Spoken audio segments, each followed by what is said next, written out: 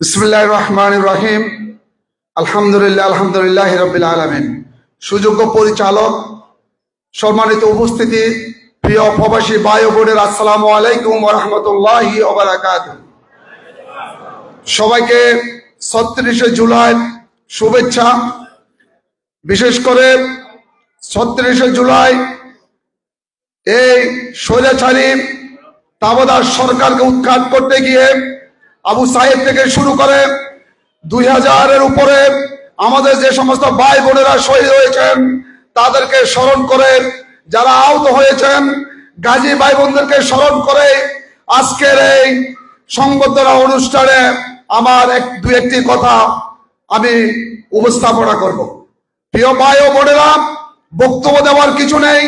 বক্তব্য দিবেন আমাদের প্রধান মেহমান, আমাদের সুযোগ্য, যিনি তার সারাটা জীবন বাংলাদেশের মানুষের জন্য ছাত্র আন্দোলন থেকে শুরু করে যুব আন্দোলন, আজকে জাতীয়ভাবে যিনি নেতৃত্ব দিচ্ছেন, বাংলাদেশ জামাত ইসলামীর নায়েব আমির ডক্টর আব্দুল্লাহ মোহাম্মদ তাহের আপনাদের সামনে দিক নির্দেশনামূলক বক্তব্য দিবেন।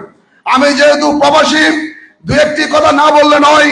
যেহেতু তাহের ভাই ইউএস ডেলিগেশনে এসেছেন উইথ আমাদের অনারেবল ডক্টর ইউনূস, আমাদের প্রধান উপদেষ্টা সহ, যেহেতু উনি এসেছেন, যেহেতু বাংলাদেশের পরেন যে মন্ত্রণালয় রয়েছে, এখানে আমাদের যে এম্বাসি রয়েছে, আপনারা বিগত দিনে, বিশেষ করে গত দিন যেদিন ওনারা এসেছেন আমি ওখানে উপস্থিত ছিলাম, আমাদেরকে মিসগাইড করা হয়েছে।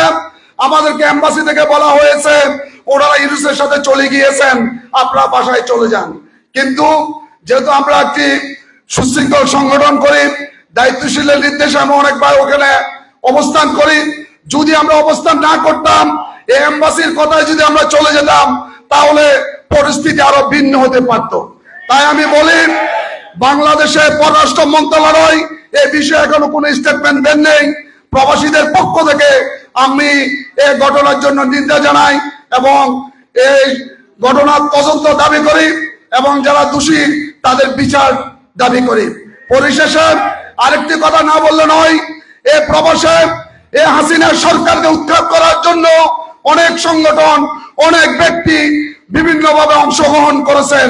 কিন্তু দুটি মানুষের কথা না বললে নয়, তারা মিডিয়ার মাধ্যমে আমাদেরকে যেভাবে সংগঠিত করেছেন, যেভাবে ইনফরমেশন দিয়েছেন, বাংলাদেশপন্থী হিসাবে যে ভারতপন্থী বাংলাদেশপন্থী দুই ভাগকে বাংলাদেশকে বিভক্ত হয়েছে। আজকে জেনজির যে আশা ভরসার প্রতীক আমাদের সাংবাদিক ইলিয়াস ভাই, কনক সারা ভাই সহ তাদেরকে কেন রাষ্ট্রীয়ভাবে ডাক্তার ইউনূস কেন তাদেরকে, এবং ইউএস ডেলিগেশনে যারা এসেছেন তারা কেন রাষ্ট্রীয়ভাবে তাদেরকে এখনো তাদের সাথে এক কাপ চা খাওয়ার সৌভাগ্য হয় নাই, সুযোগ হয় নাই।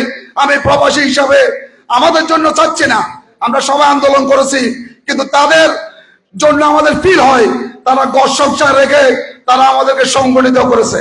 এরপরে প্রবাসীদের ভোটার অধিকার চেয়ে আমি আগামীর বাংলাদেশ, ইনসাফের বাংলাদেশ, আগামীর বাংলাদেশ জামাত ইসলামীর বাংলাদেশ, আগামীর বাংলাদেশ দুর্নীতিমুক্ত বাংলাদেশ, আগামীর বাংলাদেশ চাঁদাবাদ মুক্ত বাংলাদেশ, আগামীর বাংলাদেশ দর্শনবিহীন বাংলাদেশ, আগামীর বাংলাদেশ বাংলাদেশ ভক্তিদের বাংলাদেশ।